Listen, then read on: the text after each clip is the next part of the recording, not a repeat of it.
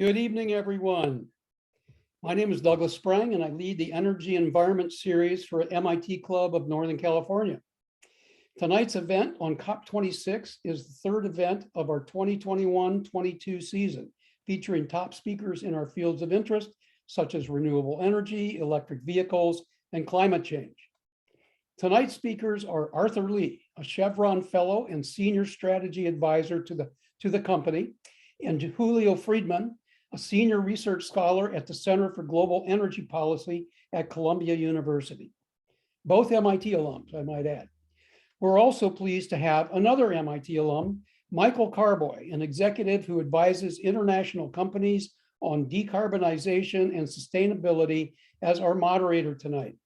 All three of our participants have extensive expertise in this area by attending, analyzing, and advising on the COP process. Tonight's program will essentially be an extended fireside chat led by Michael, who will introduce Arthur and Julio by way of interview, followed by a lengthy Q&A session. This is in lieu of a long presentation, which I think you may appreciate.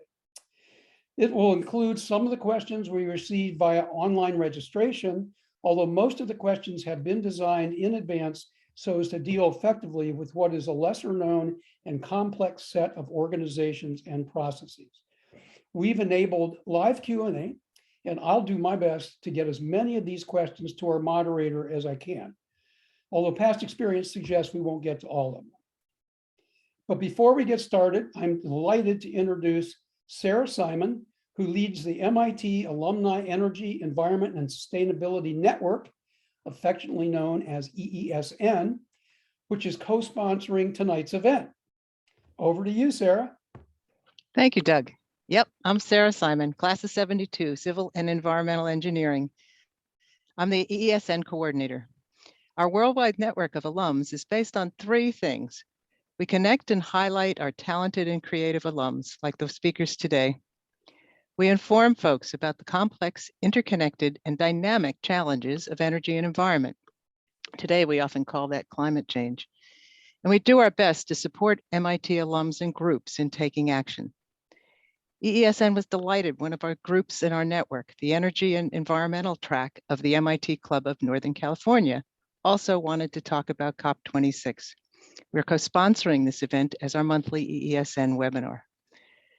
EESN alums are committed to helping transition to the new energy and economic systems that must supersede business as usual, so we can keep Earth in shape as a good home for humans. I believe the media picked up on this 26th Conference of the Parties sufficiently, finally, and is letting Americans and the US media know what the global community is doing about the climate crisis and sustainable development goals. This year's past international meetings and updates have included that Code Red report from worldwide scientists, engagement by business and investors, and a loud scolding by our youth, who will still be living on our Earth in 2050. We all need to pitch in to create a better, more sustainable world. This is important work between now and 2030 and the decades after, and we're about to learn what the world agreed to. Back to you, Doug. Thank you, Sarah.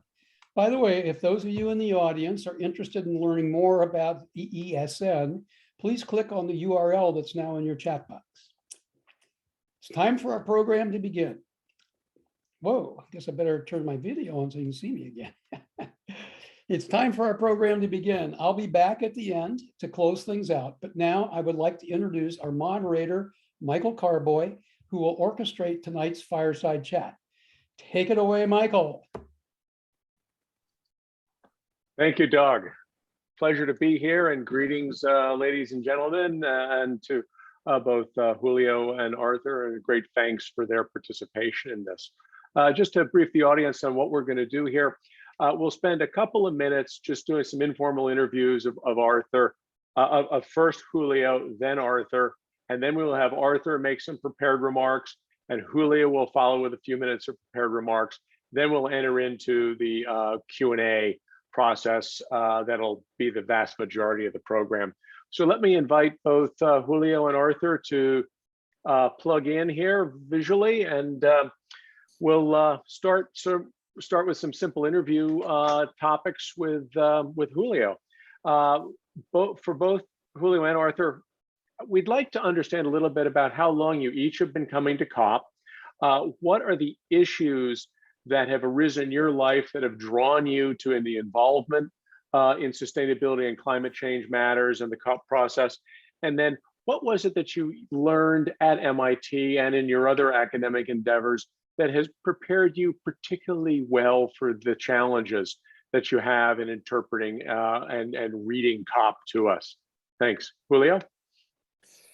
Thank you so much, Michael, and thank you again for having us here all here. Thank you, Doug. Thank you, Sarah, and thank you, MIT CNC. Let's start by saying that I've been working in climate and energy for 30 years, carbon management for 20 years, CO2 removal for 10 years. I've done this working in industry, working in academia, working in government, working at a national lab, working with finance people. That rounded experience, I think, is actually very helpful in terms of understanding something like COP26 and how it all comes together. Things that seem completely bonkers from one of those perspectives are completely rational from another perspectives. One of the things that people need to understand is that while there can be a lot of disagreements at COP26, while there can be a lot of people with axes to grind or specific agendas, there's not a lot of chumps. There's a lot of people who are very, very good at what they're doing, and they're trying to do their best for their constituency.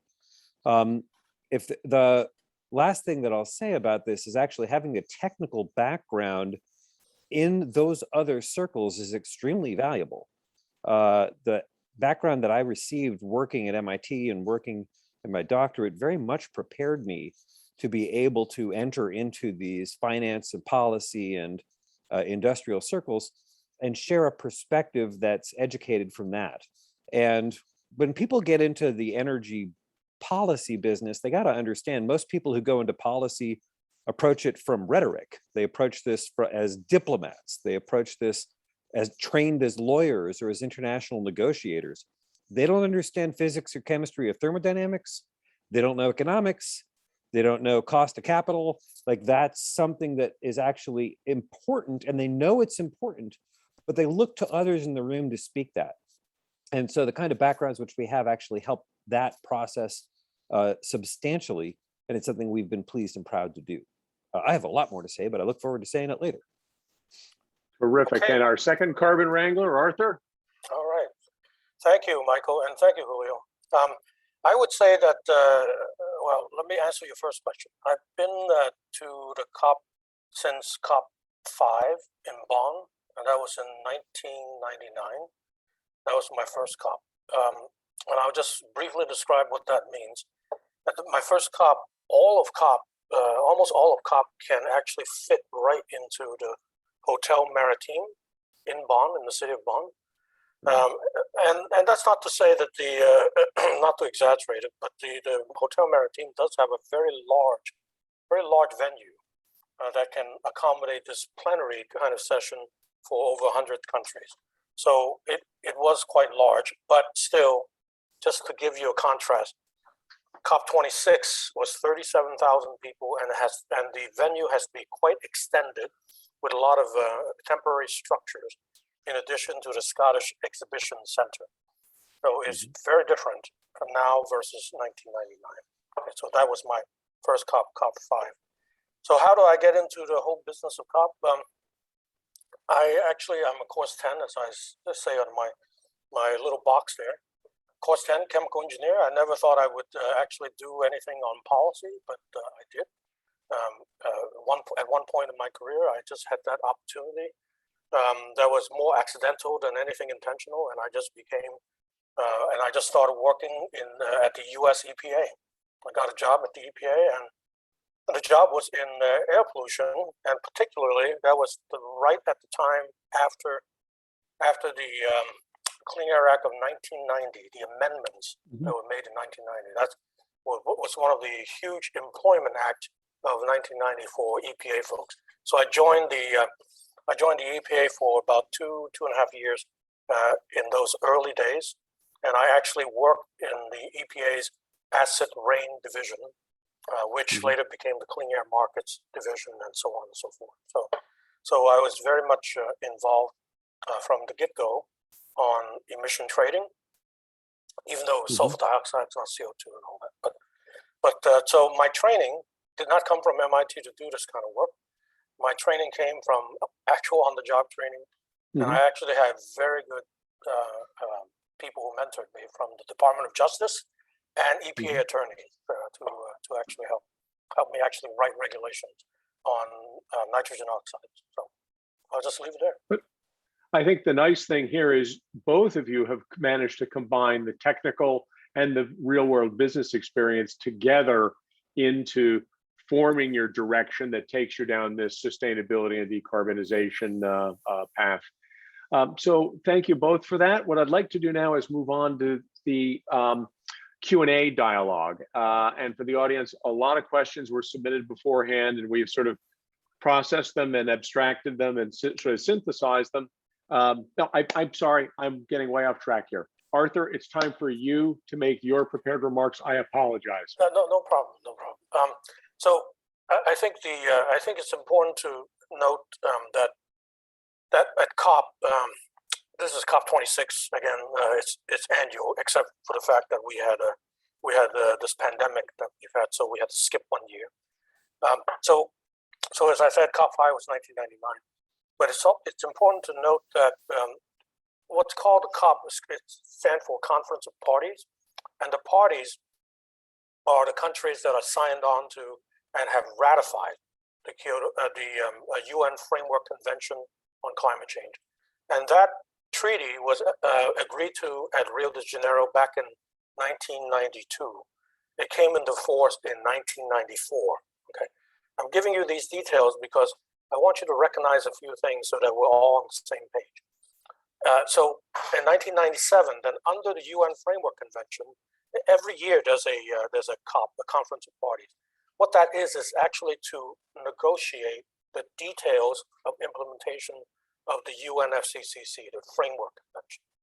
And then in 1997, when another legal treaty, which derives from the authority of the UNFCCC, that was called the Kyoto Protocol, when that was agreed to under the Clinton administration in 1997, then all the meetings started adding a layer of not only the COP, but there was something called the CMP, Conference of Parties of those meeting as parties to the Kyoto Protocol, CMP for short.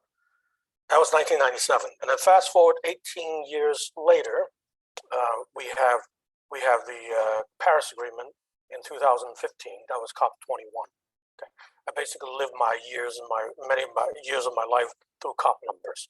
So COP21 was in 2015. So at that point, then there's now 3 layers. The third layer called the Paris Agreement that got agreed. Okay, as you all know, it was agreed. And then from then on, there's also the third layer of negotiation, third track of negotiation on the Paris Agreement. So every year, these countries, these parties to all 3 agreements, they would meet and have these high-level summit towards the end of the year to negotiate the details of implementation of each of those treaties. Again, the UNFCCC is, you can think of it as the mother treaty, and then the Kyoto Protocol, and then the Paris Agreement. So that's how it all works. COP, CMP, and now there's a CMA. In fact, in Glasgow, it was the 3rd meeting of the CMA, so it's CMA3. So you will see decisions that were made at Glasgow, now called the Glasgow Climate Pact. So I'll just leave it there just to give that background, and we can talk about the results later. If I could ask Arthur, Sure. where does the role of science fit in? How does IPCC play into UNFCCC and the whole process? Right, and this was before my time too. In 1988, when the community of scientists, I guess, in reading back the history, the scientific community realized that there's a secular rise in CO2, and of course that's the famous Keeling curve. And so with that, and also looking at other data too, starting to have decrease in oxygen level as well, in the parts per billion range. So all that start to and rise in methane also. So all of that contributed to the scientific community realizing that the atmospheric concentration is actually changing. Okay. Now, whether there would be temperature rise at that point in the science, it was not as clear yet. So in 1990, when the first scientific assessment called it's the first first assessment report from the IPCC. That first assessment report, basically, the headline statement was all about changes in the atmosphere, and did not yet at that point make a clear connection between temperature rise and changes in the atmospheric composition. Okay, so that's how the IPCC was linked from the earliest days to the UNFCCC. The IPCC itself is actually a specialist organization between two UN agencies, the World Meteorological Organization, WMO, and the United Nations Environment Program, now called United Nations Environment, so UNEP, and WMO basically formed a joint venture, if you will, using corporate terms, a joint venture that set out this IPCC at that time, and became part of history. And that linkage, from then on, the UNFCCC basically mandates and invites sometimes, mandate the IPCC to do certain things, and the IPCC does it and carry out these assessment reports every several years. There's a little bit of something here that I want to be emphasizing. The IPCC does not on its own make any recommendations on policy. That's left to the UNFCCC. In fact, the IPCC, when it was formed, the charter really prohibited from doing any kind of recommendation. It can, of course, assess the science relevant to policy, but cannot make policy recommendations to the policymakers in the UN negotiation. So, okay. All right, so we've got the representatives from nation states that are sitting there with the process being informed by scientific input from the IPCC, as well as input from corporate stakeholders and various NGO stakeholders as well. But the actual sitting at the table, the signatories, are the nation states. What I'd like to do now is turn it over to Julio for his prepared remarks, kind of talking about what the COP process is doing. Julio? Thank you very much, and nice comments from Arthur. I have the good fortune of working with a guy named David Sandalo. David Sandalo actually went to COP1 and has gone to every COP. And the very first COP, among other things, featured a very charismatic young environmental minister from Germany named Angela Merkel, who has gone on just recently to step down from the chancellorship. The timeline which Arthur put together is really helpful, actually, and I want to use that to anchor the discussions about what the COP was and what the COP is now. So as the science came forward, we basically went from 1991, where it was like stuff is happening. In 1996, the specific comment was the balance of evidence says there's a human footprint on this. And the science really came together strongly between 1996 and 2001.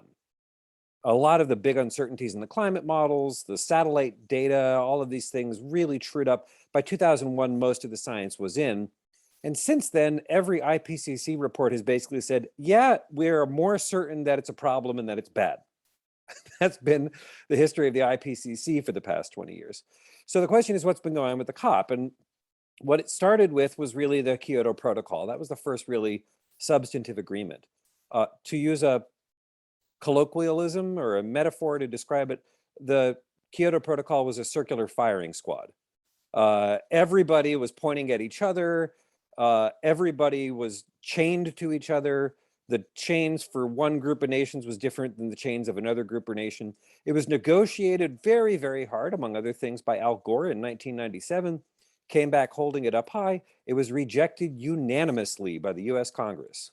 That's a pretty tall order to get 100 senators to vote against something. After that, countries that were not going to hit their Kyoto targets dropped out, like Canada. So in fact, we met all of our Kyoto obligations for the countries that were in, but the countries that were in didn't matter. So we had to try something different, and we did. And basically what we tried was what Art mentioned before, the Paris Agreement.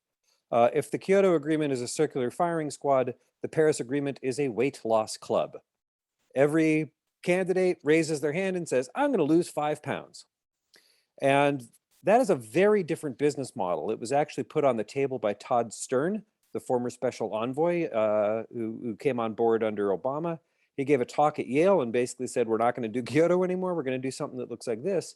And lo and behold, Paris was ratified. That's important for a couple of reasons. One, it takes the actual implementation mostly off of the negotiators themselves and puts it instead on the individual nations who have made commitments. So now we have things called NDCs, nationally determined contributions. That is basically what each country says it's going to do. How much weight am I going to lose? It also basically says that there need to be some kind of trading mechanisms between nations. This has been discussed broadly as what's called Article 6. Article 6 is a way to think about one nation providing carbon services for another nation. That is problematic in the accounting, but that's the gist behind it. So what happened then by the time we got to Glasgow is that, you know, a lot of people were like, well, the negotiators didn't deliver like a binding deal for everything. My take on that was, of course not. First of all, that's not their job anymore. I mean, they're trying, but you can't really expect the negotiators to deliver a binding contract because Paris is not binding. Paris is a voluntary agreement. And the other thing is, that's not really the focus. If all of the commitments going into the COP26 will be met, if that were to be the case, we would have changed in 5 years from a 4-degree warming trajectory to a 1.8-degree warming trajectory. That is immense progress. Now, there's a lot of ifs in that statement, correctly so, but it means that actually the politics have now shifted back onto the nations themselves. And one of the values then that the COP process provides is a forcing function to drive higher ambition. Essentially, it's peer pressure. And so everyone's like, you're going to the COP, right? What are you going to wear? Are you going to wear a net zero commitment? Are you going to wear something snazzier than that? And in fact, we got 90% of the world to make net zero commitments of one kind or another. And that kind of arm twisting and you're all showing up to the dance thing is proving to be useful. I'm going to stop with that. Could you elaborate a little bit on the distinction between an NDC, or nationally determined contribution, and a conditional NDC? Because we see a lot of discussion in the media about this, and I suspect folks are probably pretty curious as to how these are different. Yeah, and those things end up mattering because they end up mattering a few tenths of a degree. And as we will unquestionably learn, each tenth of a degree matters quite a lot. So you really want those to come through. And the conditional NDCs are kind of what they sound like. It's like, well, we're going to do this thing if this other thing happens. It's not that complicated. And sometimes that is something that is like if these other countries do the other thing that they say they're going to do.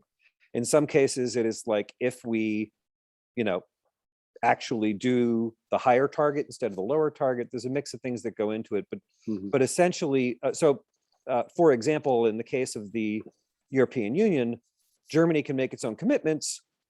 The EU can make commitments for Germany. And how does that work? Like, to be determined. Go ahead, Art. You're the expert on this stuff. Well, I was just going to jump right in at the end of what you're saying about these NDCs. At the end of the day, okay, a conditional NDC. What happens is most of the NDCs, as I read them, and I read a lot of them, is they require money and technology. So those twin things are most important to many of the countries that put NDCs there. And almost all the NDCs that are from the developing world has some kind of condition. So they promise unconditional NDCs, but also conditional if they receive a certain amount of finance, climate finance, and some technology assistance. So this brings me back to another point that I probably should be making, is that at COP26, one of the issues that will continue to move forward because it didn't get done this time is money, is climate finance, what's called long-term finance. Okay, so the negotiating issues actually has a label called long-term finance. And in fact, at this particular meeting, what was successful, I'll point out the success first and a little bit of the failure. The success was that countries are now promising that certain countries, mainly the OECD, the developed countries, would promise that they would double the amount of adaptation finance. That is money that would be used towards those developing world countries for them to use that money to adapt to climate change impact. So that would double from the level of 2019 to 2025. So that would double. Okay, so that's a promise now being made by the developing world. At the same time, okay, I will have to point out, and this will continue to be a hot issue that will divide the countries, is that the $100 billion goal that was promised by in 2015 at COP21 in Paris, that was promised by many of the wealthy countries, did not completely materialize. They got up to literally 79.8 billion, $80 billion. Okay, what's a 0.2 billion between friends, right? So $80 billion in a $100 billion goal, and this is a per year number. So this did not get done, and then one of the decisions in paragraph, I forget what it is, paragraph 25 or something, in the Glasgow Climate Pact, actually used the phrase, which is very strong language for diplomats, deeply regret. So countries deeply regret the fact that there is a shortfall of that magnitude. Now, I say this not to be funny or serious or whatever, just objectively. The countries now also have to negotiate a new goal starting in COP27. So what this means is many of the developing countries at the closing plenary, they basically said some of the same thing. They basically said there's very little trust that they can have in the process if the goal that was already laid out in 2015, that's supposed to have been achieved by 2020, 2021, and supposed to go on to 2025, has not yet been achieved. And yet there will be a process now at COP27, that's next year, to negotiate a new goal where the $100 billion per year number will now be the minimum, the floor. Okay, so that level of trust is not quite there, and it was very well reflected at the final hour. That's helpful. I think, with the takeaway, I love, Julio, your likening of a group weight loss club here, where the ongoing process is constantly positively reinforcing the commitments that countries make. We can't allow perfect to be the enemy of good, and each year we keep trying again and again. So let me move on to some of our other questions, unless you have any further quick remarks, Arthur. If I could make a quick remark, go ahead, Julio. if you don't mind, thank you. So there's two things that come from this voluntary contribution and weight loss club. One of them is, so far nobody's lost weight. Emissions are going up, right? So even though I see a lot of positive signs, I see the world changing in a way that gives me optimism. We got to be clear-eyed. The last 3 years, emissions have gone up. They dropped during COVID, and they've gone skyrocketing again. I believe next year emissions will go up, and next year. So you got to be clear-eyed, really, about what this is. The higher ambition which countries put forward has to be met, and until it's met, this deeply regrettable circumstance where nations are disadvantaged and continue to drown and so forth will continue. But the other point I want to make is there's a formal mechanism inside the COP that deals with that. It's called a stock take. So every 5 years, every country's got to get on the scale. And getting on the scale is they have to be transparent about what they actually have done, whether they've met their commitments, whether or not their emissions have gone down. That first stock take is actually in COP28. So it's not next year in Sharm el-Sheikh, it's the following year in Abu Dhabi. And people are already starting to scramble because it's sort of like, holy crap, it's a week before the wedding. I've got to lose 5 pounds. It's like that kind of sensibility. And thankfully, finance, corporations, technology, civil society have rallied in a way that is dragging the governments forward to a point where I expect the stock take is going to look pretty ugly, but that there's going to be some positive signs, and that come 2024, 2025, we're going to finally be in a position where emissions are going down and we're delivering the goods and spending the money. Well, I Julio's think point, may I, yeah, Julio's point reminded me of something that I also should say something about.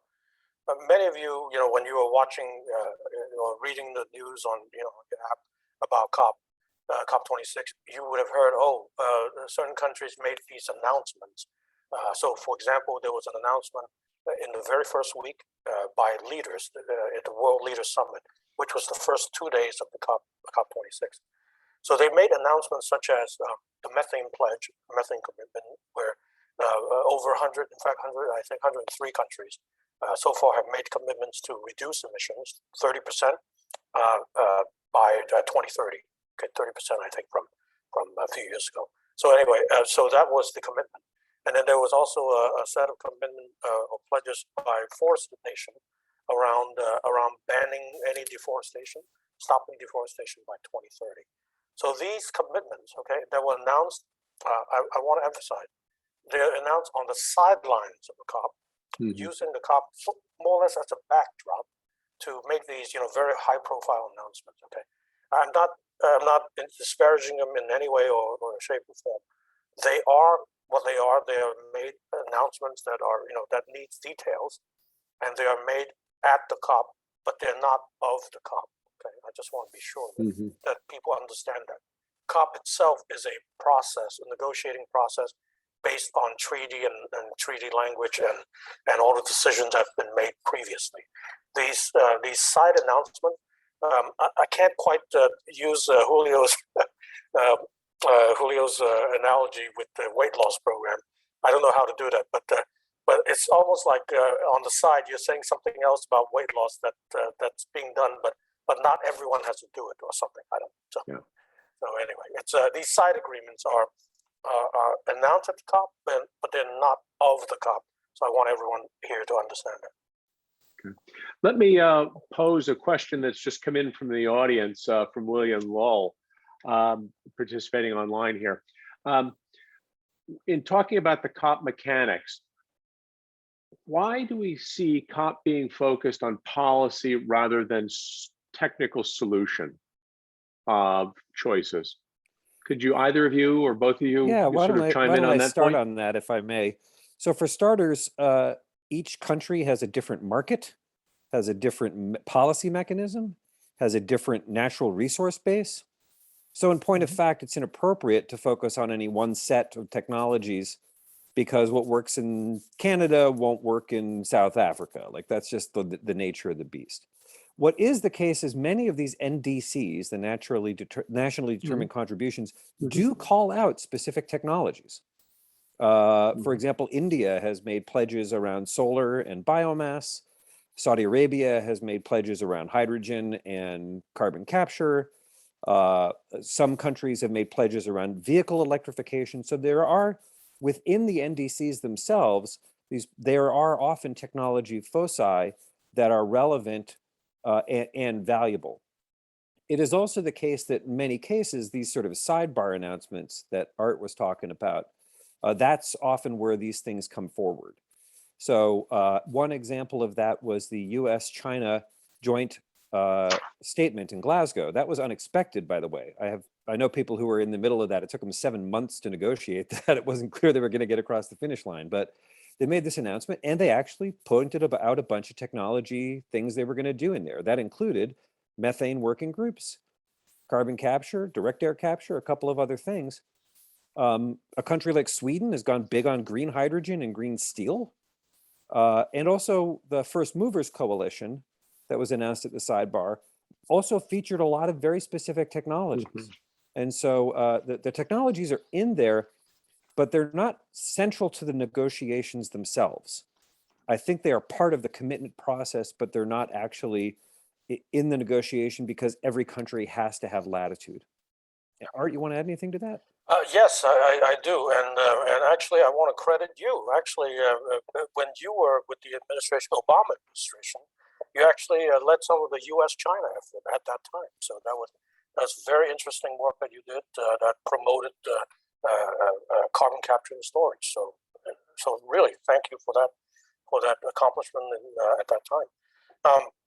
I think I want to make sure that we all understand, add to Julio's point. Technology is not necessarily a central part of any of these legal agreements. And it's just as Julio said, the resources are different, different technology needs from countries. So let me point out something to you that perhaps, again, this is below the headlines, below the fold of, if you will, the old newspaper, is that there's something called the technology mechanism, which actually derives from the negotiation of the UNFCCC, the COP, the actual COP itself. So the technology mechanism was actually operationalized. That's another UN word. Operationalized back in 2010, right after COP15. So it's COP16 in Cancun that the technology mechanism got become real. And what that means is that the UN now established an agency that will carry out requests from developing nations. Developing nation asks this UN agency to do a technology needs assessment of their country. So these kinds of technology requests for needs assessment were done and have been done. Okay, so over time, that particular technology mechanism has worked at least well enough in the needs assessment aspect of it. But then it does not have sustained long-term finances, long-term resources to help it carry through. I mean, after your needs assessment is made, what do you do next? You would think about implementation, right? That's what we would think in the corporate world. But no, there's just no money. I can even tell you the first 5 years of this technology mechanism called the Technology Executive Committee, and also the Climate Technology Center and Network, CTCN, they basically have a few $1 million for 5 years. That was their entire budget. And it was just enough budget to do paper studies, these needs assessment, but nowhere near any kind of money to help any of these countries adopt any technology. So that remains another sore point in the negotiation, even now, with the technology mechanism and also the financial mechanism, which has money, but the financial mechanism is, this may sound crazy, but this is exactly how it is, that the financial mechanism is actually not legally tied to the technology mechanism, and the people at COP actually have to negotiate a new decision to make sure they're linked and coordinated. So I know this sounds crazy, okay, but that's actually how it has to work. The countries have to actually make these decisions to make the two agencies work together. So how do we think about the various countries that are participating in these dialogues? How are they managing and how does the administration of the COP process manage the inevitable politicking that comes around stronger and stronger low-fat, low-carbon NDCs? Any thoughts there? Julio, if you don't mind, I can perhaps address this. Okay. In this process, and all this I'm telling you, again, it may sound kind of nuts. Okay? I'll use that word in a scientific way. It's that the UN Framework Convention, the way it works is there is actually no rules of procedure, nothing established. There were, I think, rules of procedures established at COP2 that were draft, but they were never agreed to.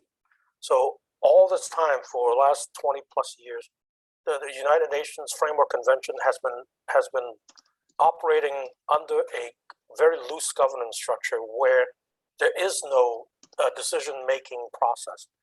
It really is up to a consensus process and up to the presidency of each COP. Okay, so at this COP, of course, it was the UK presidency. So what that means is that the UK presidency, the UK government, really supplied their diplomatic corps to do a lot to get countries to start agreeing to things behind the scenes and doing a lot of bilateral or small group of countries to get them to talk to each other even the year before the Glasgow summit.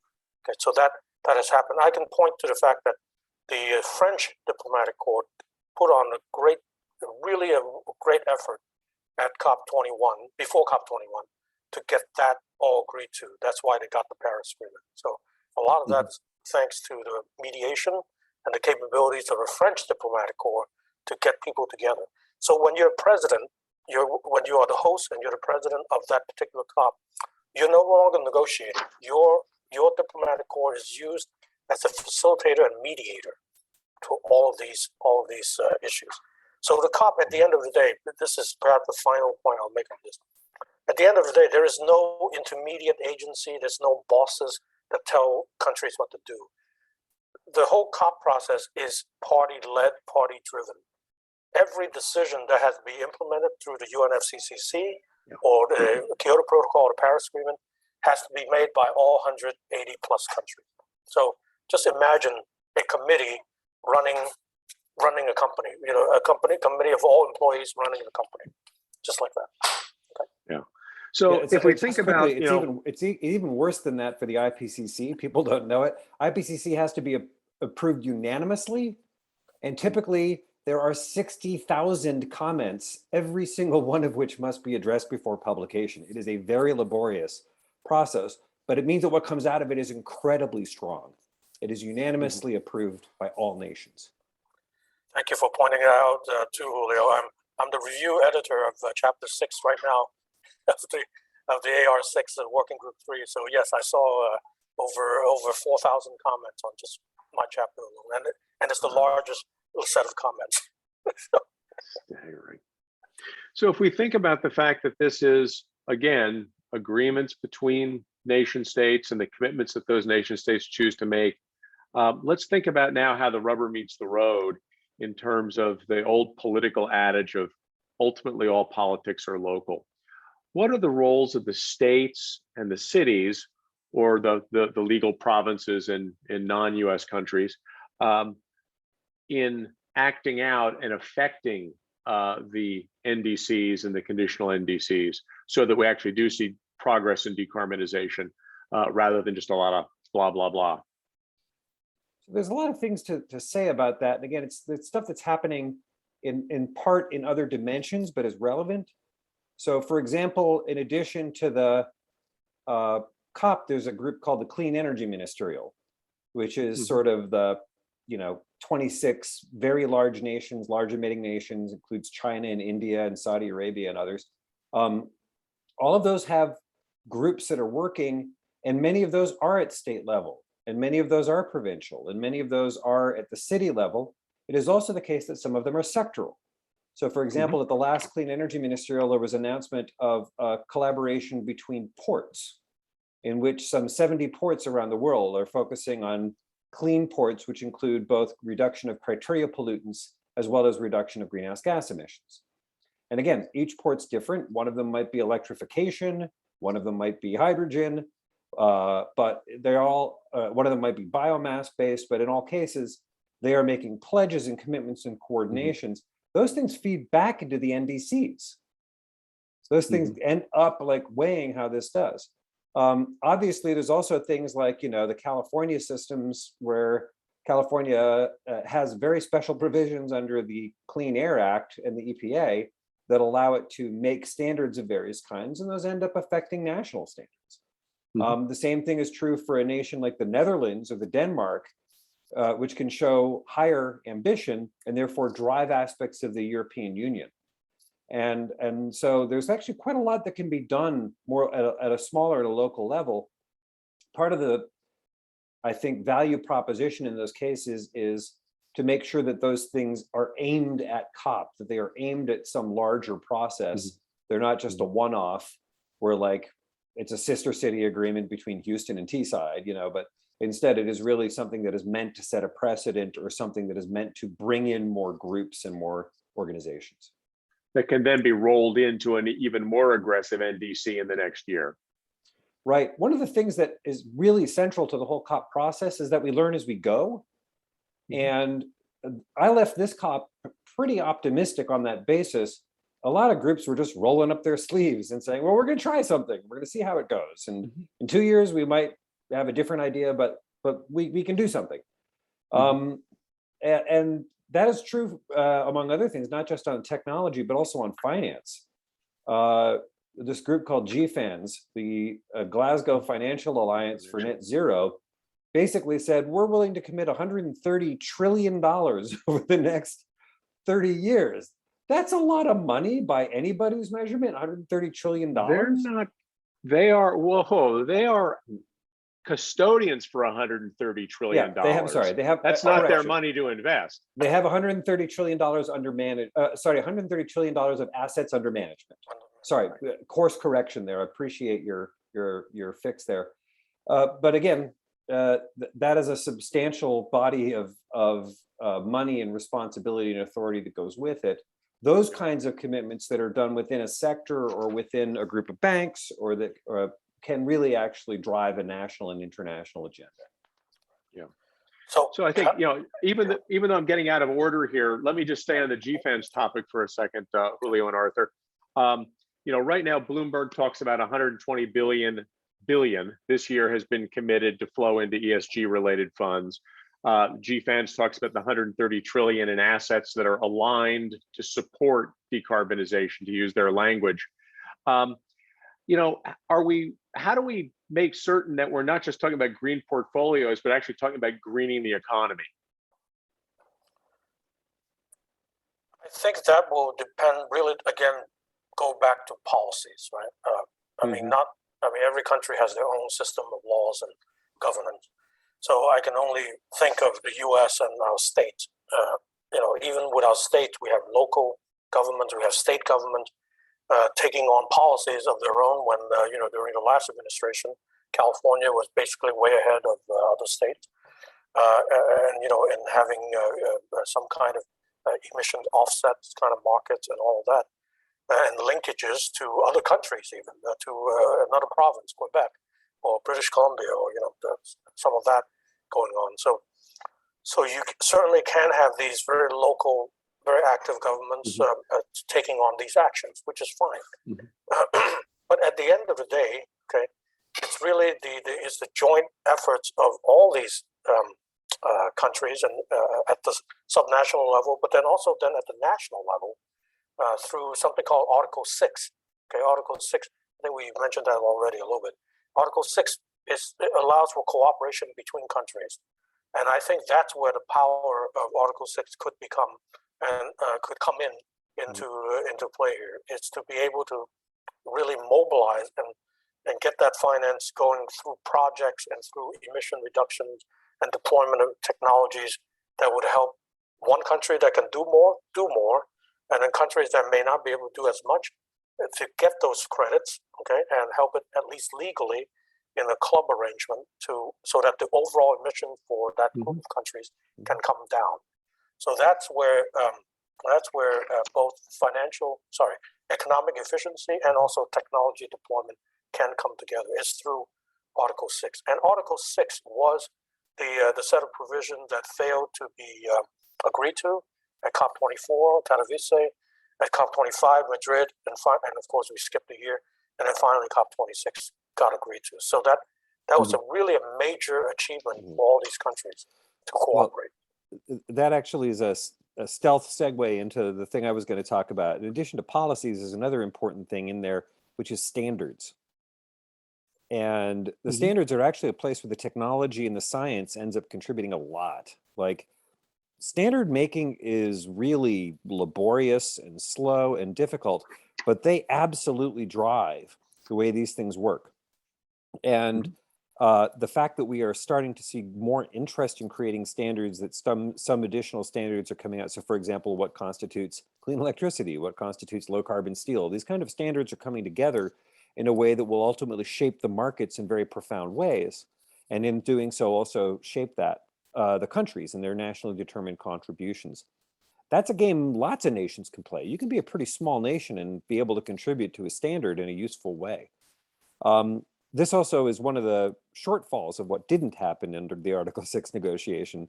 Art's right that there was a lot that was agreed to under Article 6, but for a lot of the standards, they kind of punted it to the UNEP and said, you guys come up with something, like, which is actually not a bad outcome frankly, I don't want 190 nations setting a standard on the fly, like, but it is still, it means that we don't quite know what is in Article 6 yet because the standards haven't been set. But that process is important for how this plays out. Well, I will say this though, under Article 6, Paragraph 2, sorry, I'm getting into a little bit of the weeds, where it can be voluntary set of groups of countries, such as Switzerland, very famously in the last year made agreements with Ghana, and Switzerland made another agreement with Peru.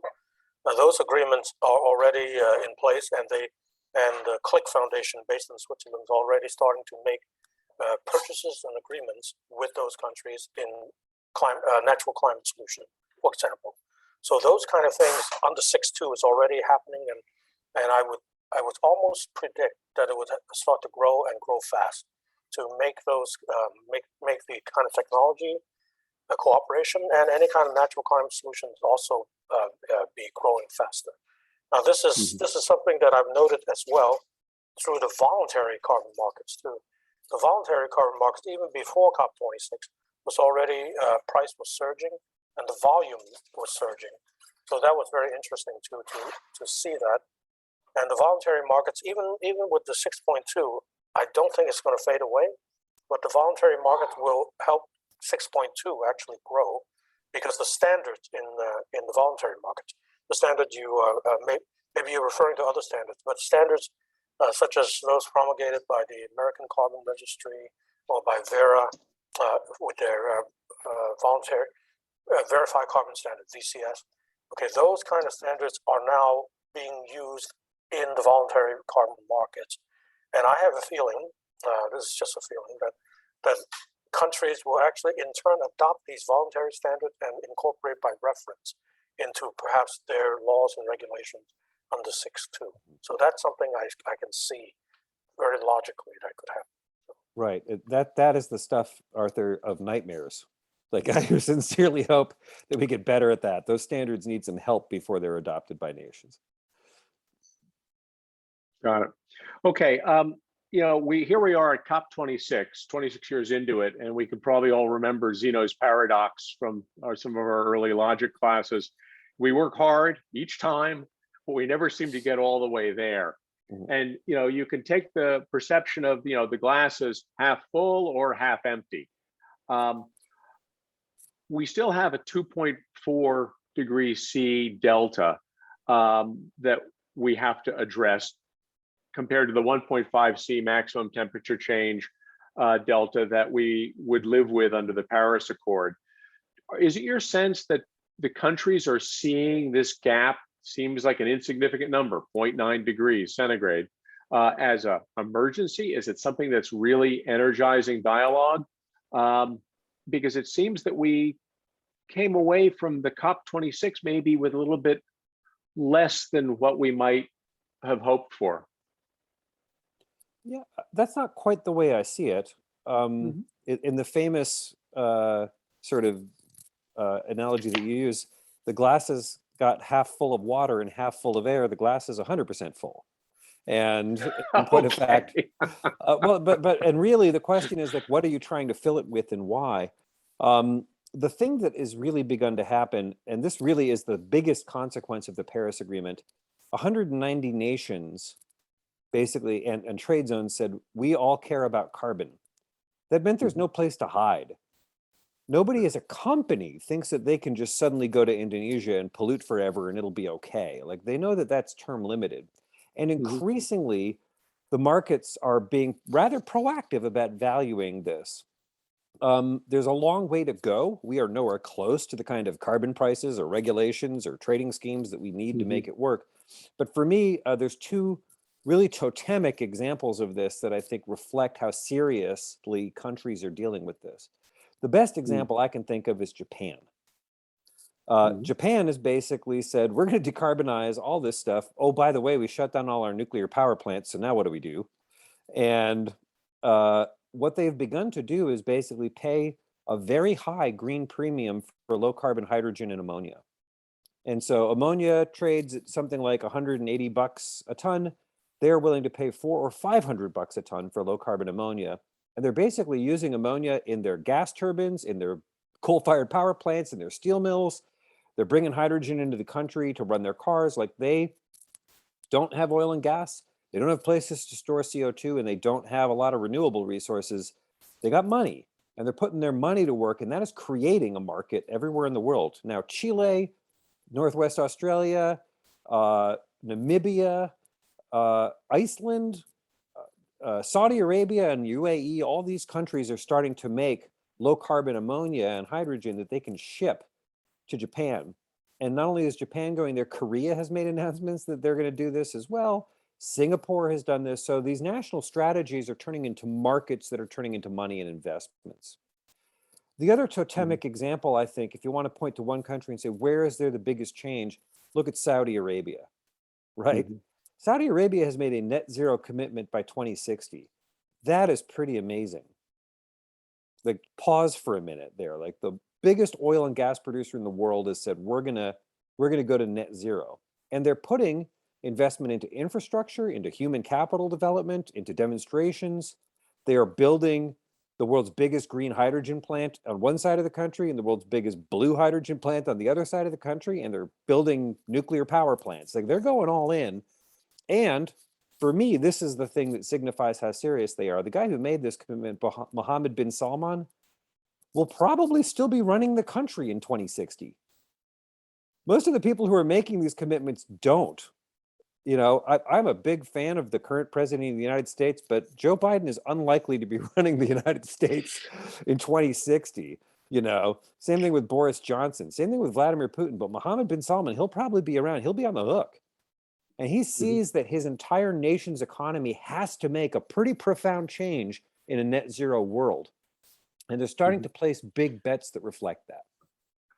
Let me push back a little bit on this. And Arthur, this is going to be something that probably you won't be able to comment on. But, you know, to the extent that, yes, it is significant that Saudi Arabia has targeted net zero by 2060. That's on scope 1 and 2. That doesn't include scope 3 emissions associated with all the exported petrochemicals. How should we think about, you know, that sort of positioning? No, actually, I could comment on that on a national basis, right? I mean, I think that all countries now realize. Now, let me step back. You asked one of the earlier questions about IPCC, right? So all these countries, they're also parties in the whole IPCC process. So by accepting the science in that particular process, they also use their diplomats too and scientists to go to those meetings, the IPCC. So they do, in a sense, accept the science. Okay? It's not that they accept any kind of recommendation, because there are no recommendation from the IPCC.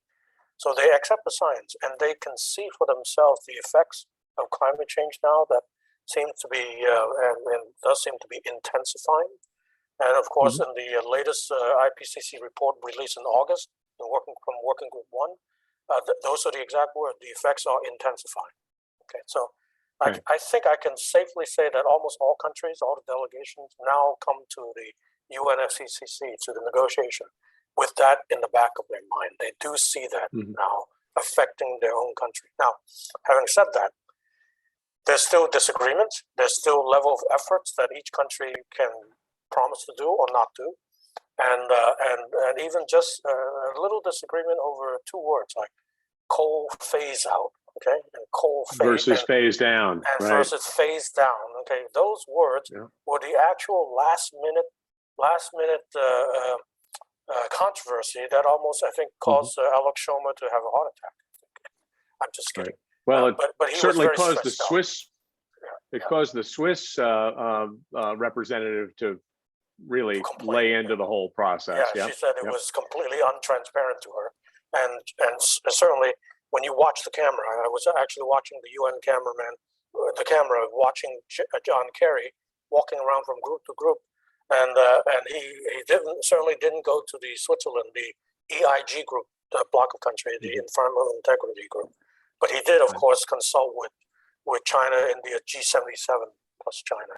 And the Chinese delegate was very adamant. You can see the expression and his gestures were very adamant that about something. Of course, at that time, I didn't know what they were talking about. Yeah, I can't read lips. But as it turns out, it's probably something about phase down, okay, and phase out. They took out the word phase out of unabated coal to now have phase down, and also, but they left the words phase out of inefficient fossil fuel subsidies. Okay, they left that in, okay, so that it will be phased out. But I will point this out to you too. The head of delegation of India, he gave a very impassioned speech about how LPG subsidies are helping the poor in India to afford cooking fuel. Okay, so he made a very impassioned plea about that. So I can almost guarantee, I wouldn't say I guarantee, but I can see how India may not interpret their fossil fuel subsidies as inefficient. They'll probably say it's efficient. Okay, so anyway, well, so let me follow up. Let me follow up on that point with Julio. What in the world is an inefficient versus an efficient fossil fuel subsidy? Again, reasonable people can disagree. This is an eye of the beholder thing. I have my personal example of inefficient subsidy. So again, Saudi Arabia is a pretty hot place. They subsidize fuel consumption a lot. They keep the price artificially low. So when people go to the mall, they park their car and they leave it running for 4 hours. And they leave it running for 4 hours in order that their car is cool when they come back out of the mall. They just leave it on to run the air conditioning. That seems like a pretty inefficient subsidy, right? There's probably a way to make that better. Yeah. In contrast, though, actually, the kind of thing that Art was just talking about with LPG for cooking fuels, that could very well be an extremely efficient subsidy, because you're not only improving quality of life and you're decreasing human health problems through decreased charcoal, and you're improving health on other standards, and you're decreasing criteria pollutants, and you are improving quality of life by giving people time. It wasn't that long ago, average Indian would spend 6 hours a day looking for sticks. Yep. If you're spending 6 hours a day looking for sticks, LPG looks pretty darn good, and a small amount of subsidy can really raise the quality of life for a lot of people that way. So an example of one that I don't have an opinion on at all, but reasonable people can disagree, is US government leasing. Is that a subsidy or not? Should we be charging more leasing money of lands for development? Yeah. Right. And we're still stuck with a pretty antiquated law on that in terms of how that is estimated. A lot of people say, well, that's a subsidy. Other people say, no, it's not. It's just a law that needs revision. And is it efficient or inefficient? Hard to know. Economists and experts haven't squared that circle yet. Well, this is a topic that will no doubt generate hundreds of millions of dollars in K Street lobbying fees. One of the things that's coming up a lot in the online Q&A, and it's in the context of possible subsidies, should there be an international goal and objective toward driving hydrogen development? Should we be putting in place incentives as part of NDCs that spur on hydrogen development, whether it's blue hydrogen or green hydrogen? So I think by any metric, I'm an international class expert on hydrogen. Like if you put a top 20 list on hydrogen, I'd be one of the people there. So I'm pretty bullish on hydrogen, and I'm pretty enthusiastic about its prospects. And in fact, you see a lot of nations putting hydrogen into their NDC. You see a lot of nations making commitments around hydrogen, whether it's Canada or the Netherlands or Denmark or UAE or Japan. Like, these people are making very big commitments around hydrogen. South Korea has made an astonishing set of commitments recently on hydrogen. So has Chile, so has Australia, right? Should that be part of the negotiation process? No. That's part of the corporate process. Exactly. And it assumes that we have an understanding of the future which we lack. I can't say this any more clearly. Our history of selecting winners in the energy space is terrible. We just have never been good at it. When I say we, it's not just like experts or the United States. It is humanity in general. We've been very, very bad at this. And I know I worked for a Nobel Prize winning physicist. I've worked for 2 extraordinary secretaries of energy. They have their weak spots. They've been wrong about a bunch of stuff, right? And So what I think is more helpful is to create these market aligning policies. It goes back to Arthur's point on policies. The Build Back Better plan is going to propose a set of hydrogen production tax credits. Those could wildly change the global landscape if those are enacted. At $3 a kilogram, man, that is a lot of money. $3 a kilogram is like $360 a ton, depending on what you're talking about. That is a lot of CO2 value in terms of displacement. And a lot of people will start building projects and making money. The United States would become an automatic hydrogen superpower, and a bunch of other countries would jump into the ring. So you don't need to make that like a binding commitment around hydrogen any more than you need a binding commitment around nuclear. I'm enthusiastic about nuclear, but man, if there's a Chernobyl-like event in China, all bets are off. Like, so we just can't predict these things, but I'm glad to see that the nations are treating it seriously. I'll just be very brief on this point. The UN Framework Convention, Kyoto Protocol, and Paris Agreement basically is technology neutral. There's nothing on technologies, and so it's not in the legal treaty, and it's not going to be up for any agenda in each COP. There'll be no decisions made. So it's fairly simple from a process point of view.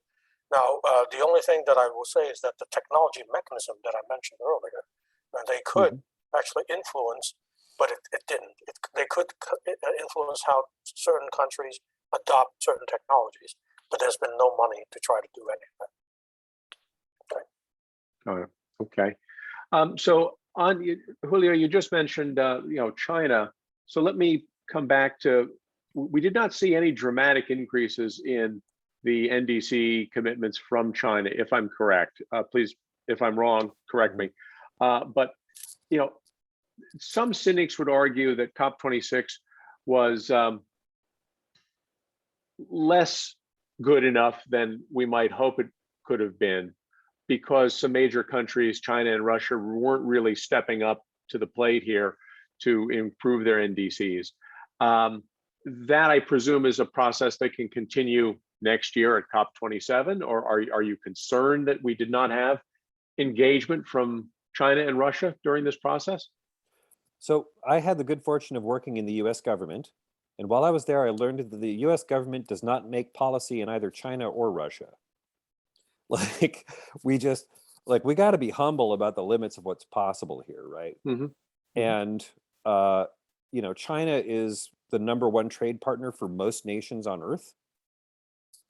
They are our #1 trade partner, right? And they have critical materials supplies. They have supply chains that matter to many countries and so forth. That said, it is tempting to think about China as one country or one thing, and that's not really accurate either. I've had the good fortune of knowing the Chinese climate negotiator, Xi Jinping, wonderful guy. Like, he's really in it on climate. Like, he does what he can. And the joint Glasgow announcement was an example of that. But at the same time, like, we're in a trade war. There's tariffs with Russia.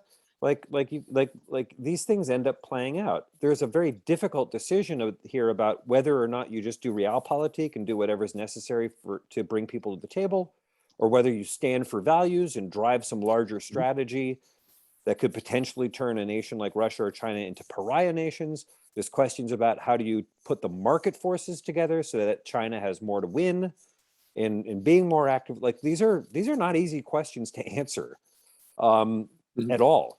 So I'm going to end with this bit with just a quick little story. When I was in government in 2014, the chief climate negotiator, Jonathan Pershing, and John Podesta went to China to come back with a deal. And when they came back, I saw John, and he was shaking his head and said it was nowhere near ambitious enough. It was business as usual. And Podesta was euphoric. He was like, "Yeehaw, we got a deal!" Like, and that's the rub. Like, nobody haggles over price like China, man. The fact that they have said they're going to go up to 2030. I am really confident that next year they're going to announce they're going to peak at 2028. Like, they're going to keep using that as an incentive for greater action.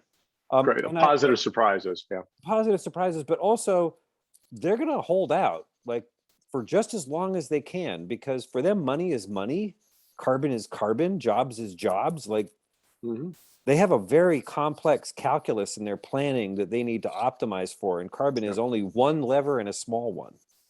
Yeah, provincial economics is a key player there. Okay, I'll just be very brief on this point.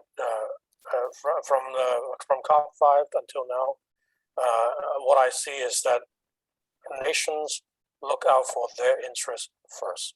I mean, that's still the key. Even though now I see that each nation now come to these meetings with a little bit more understanding and a little bit more concern about the effects, the intensifying effects of climate change. But they still look after their individual national interests first. So that's very brief. Yeah, that's the reality of real politics. In terms of the, I'm dealing with an audience question here at the same time here. In terms of the methane commitment that was reached outside of COP26 that we touched on earlier, help us understand the significance or the magnitude of that accomplishment. So you want to go first, Art? That's your.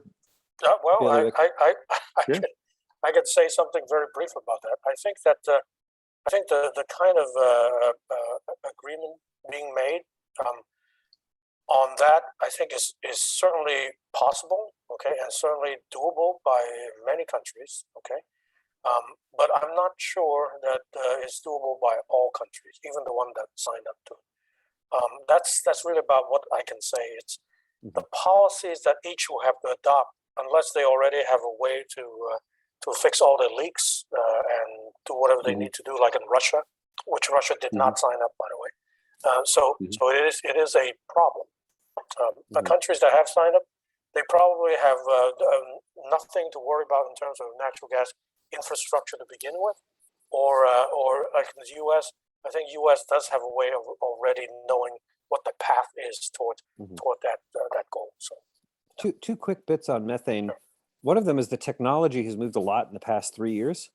First, the technology to detect leaks has moved a lot. There's kind of no place to hide again. We've got satellites, we've got airborne things that can really find leaks pretty conclusively. Also, but the technology to repair and stop leaks has gotten better. And so in many markets, stopping methane leaks is actually like cash positive. You get a return pretty quickly on that. So that has affected this conversation a lot. It's allowed us to go farther in the methane conversation.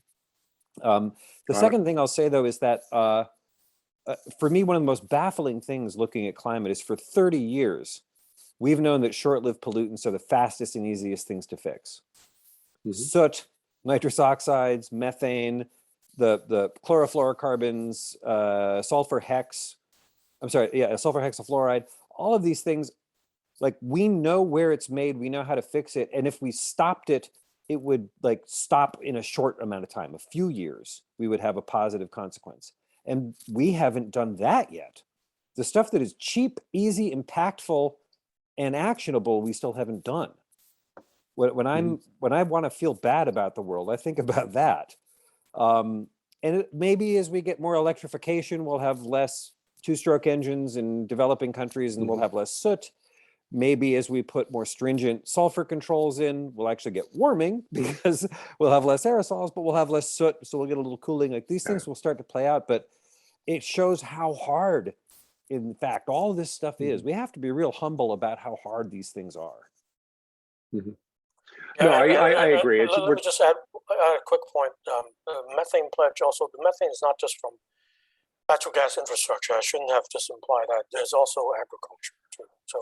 So the countries that didn't, some of them did not sign up to it. I think the reason for their reasoning is probably their agriculture.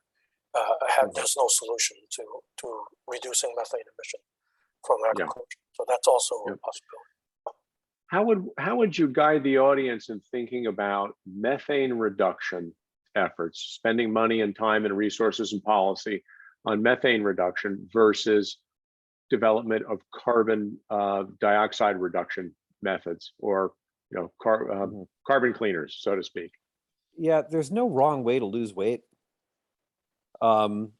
Any substantive analysis, and there's been a lot of substantive analysis, they all use all of the above.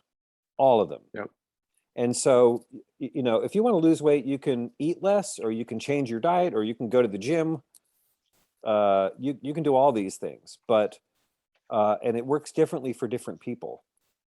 In some cases, yeah, you want to invest in new technology, but if you don't have your eyes on the carbon, you're going to end up in the wrong place. One of the big changes, and this is I would encourage everybody here to use this as their guiding star as they think about this. Net zero. Net zero is the new black. Like, that's the thing that matters in this discussion. We used to be in a position where we're like, well, we'll just build a bunch of clean energy. Building a bunch of clean energy doesn't deliver it. If we are emitting this much and build a bunch of clean energy, we emit this much. We have to reduce and remove. That's the work. So hydrogen is great, but only if it reduces or removes emissions. If it doesn't do that, we're wasting our time and money, because a net zero world requires that. We got to go from 51 billion tons to zero in a very short amount of time. And in that, a couple of facts that are relevant. One, we only have about half of our current solutions deployed at scale. The other half are not deployed at scale. That means we need lots of investment in lots of stuff, or else we're going to fail. The other thing is, if you add the sum of what we know how to do, we get 80%. There's 20% that are just, we have no solution for. And if we innovated like hell, maybe we'd get half of that, so we'd still be 10%. That's not zero. That means we're still adding to atmospheric stocks. Like we have to reduce and remove huge amounts of carbon in a very short amount of time. So what I would say is, it's always yes and. It's like improv comedy. It's always yes and. We need that, and we need something else. Yes, you do your thing, and I'm going to do my thing. Yeah. And we got to stop hating on each other, because we need them all huge. Right. And it's good that Julio pointed out the hard to abate sectors, you know, steel, cement. I think that's what you're implying. Those do need to be reduced as well, their emissions. But let me point out a large segment of a large portion of the emissions are also from the land sector. So the land sector, as the IPCC pointed out, is both the problem of emission, a source, and also could be a sink, could be the solution. Right. So land itself is a huge component, and the fact that we have not done so much with the land sector is also an issue, and we need to do more to really reduce emission from the land sector. I can tell you, both gentlemen, that we have got so many questions here that we're just not going to be able to get to this evening. We've got about 12 minutes left to go here, and I wanted to get to our third general area of discussion, and that's what are we thinking about for COP27, and what do you think let's rank order the top 3 issues that you expect, not hope, but expect to be hashed out at COP27. I can jump in here right away. I think I mentioned earlier already, money. Okay, money divides countries. It could also unify countries. So again, the NDCs we talk about, conditional NDCs, a lot of countries need money. They need the money to the resources sustained in a sustained way to get themselves going. So the technology needs assessment that I talked about, that's fine. A few $1 million later, it's still nothing is done. And so these countries need the Green Climate Fund, which is part of the financial mechanism, need for that fund to actually work closely with their technology needs. Right now, that decision has not been made. Again, it sounds crazy, but if that decision is not negotiated at COP27 and get done, those kind of formal linkages may not ever get made. And that's just, it's just travesty in that sense. But so anyway, money is going to be an issue, and of course, linked to that is technology. Okay. So I got a short list of 3, and again, these I don't think are going to be negotiated at the COP, but they're going to be what the COP is about, and it's going to be what's negotiated before the COP and as sidebars in the COP and after the COP. What we're going to see in the next year is 3 things. One is urgency. As we get closer to the stock take, people are going to make more urgent commitments. So, for example, if India is 2070 net zero now, there will be a push to push them to 2060. That kind of urgency. If the United States is on a 50% reduction by 2030, there will people be like, we want it to be a 60% reduction by 2030. Urgency is going to be the name of the game.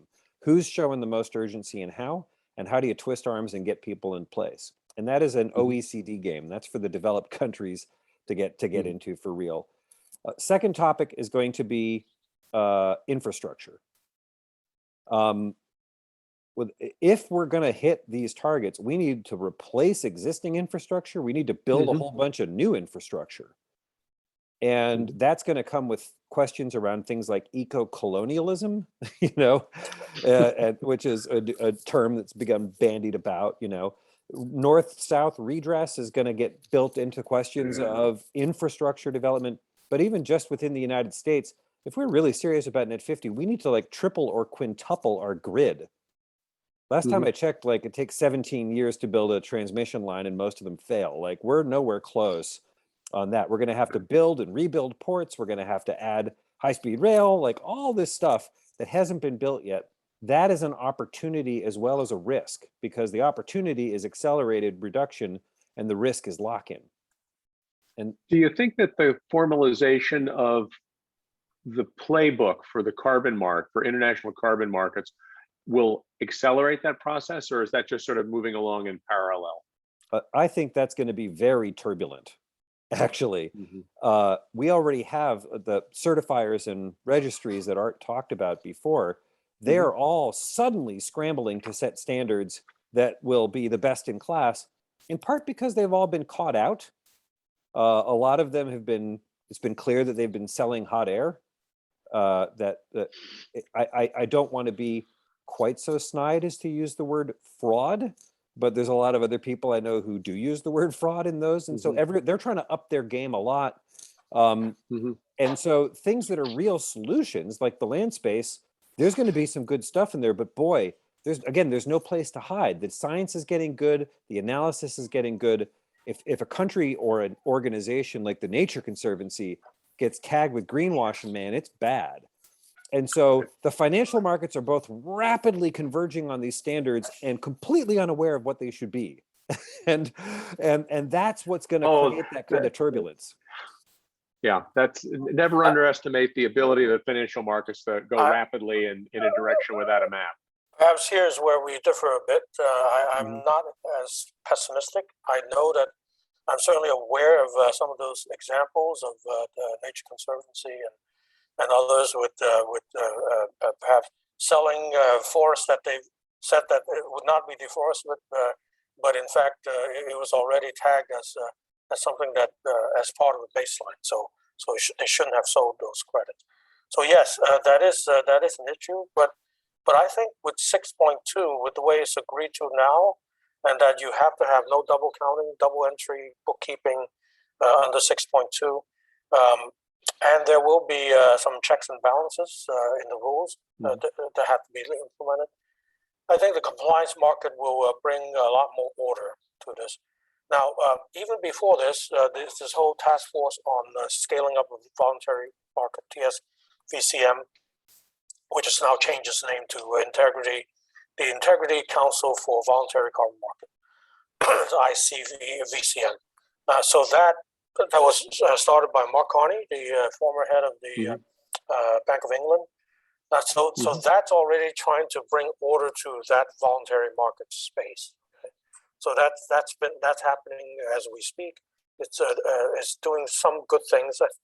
They're starting to do some good things.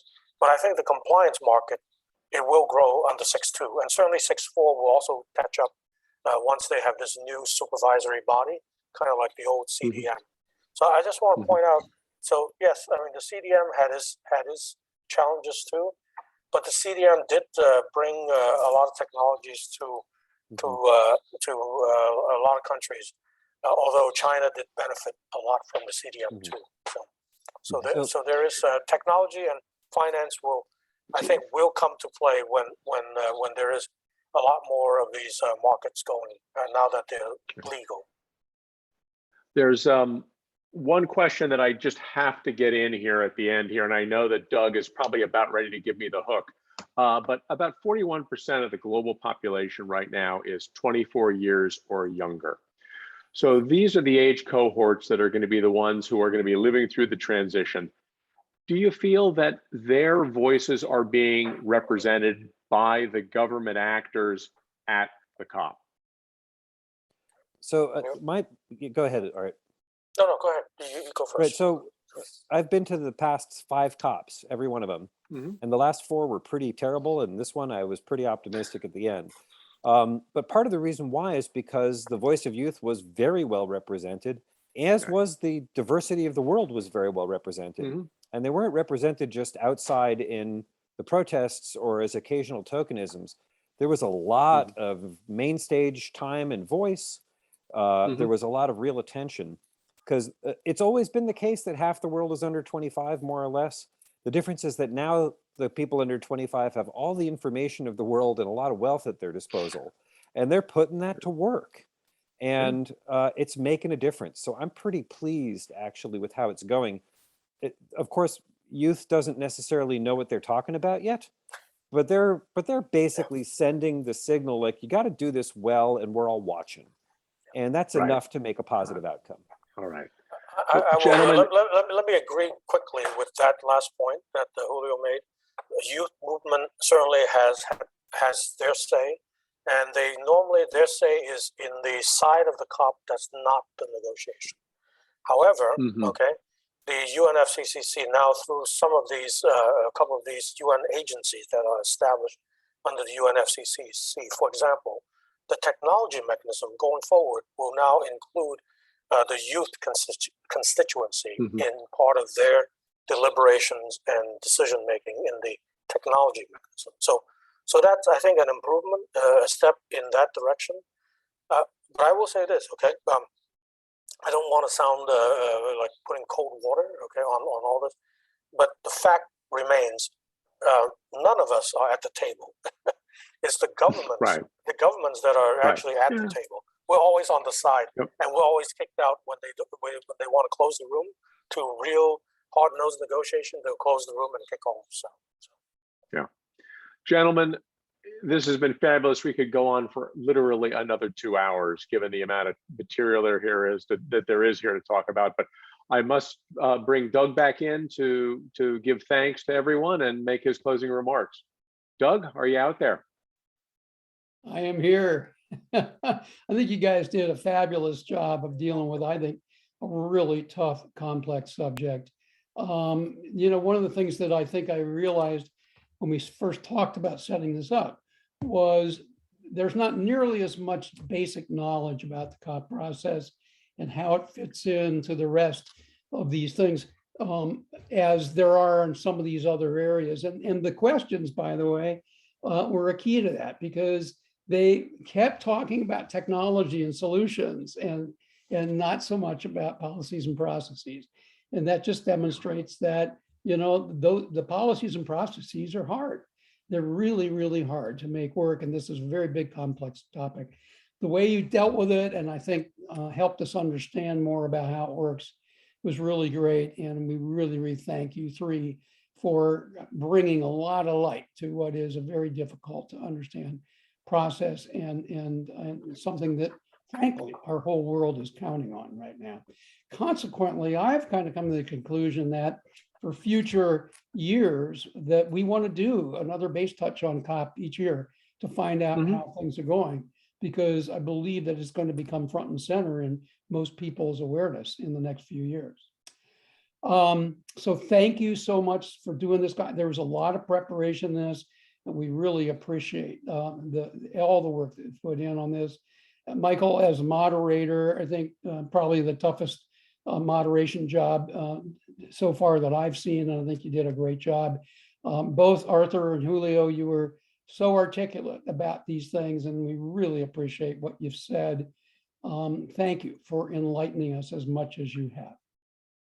This was easy moderation because Arthur and Julio are absolute hands down experts in their areas and can just continue educating us. So it's a pleasure. Thank you. Oh, pish posh. The pleasure was ours. Thank you. Thank you, gentlemen. Thank you, gentlemen. Thank you, Julio, partner here. Thank you.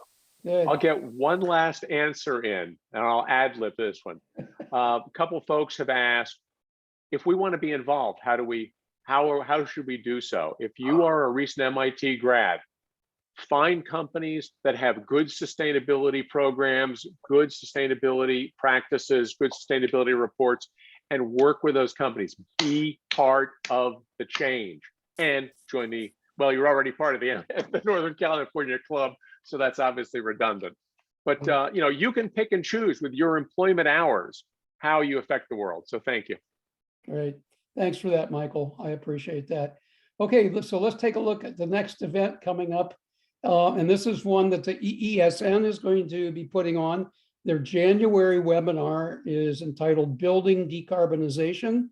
And Harry Michaels, class of 74, is already accepted to be a speaker at this. There will be others. This will be a panel discussion that the EESN is putting on. And that'll take place on Wednesday, January 19th, next year. And finally, to close this all out, I would like to say to all of you out there, thank you for coming to this event and spending all this time with us and so on. And we wish you and your families the most happiest of holidays. Hope to see you again in January or February for our next event.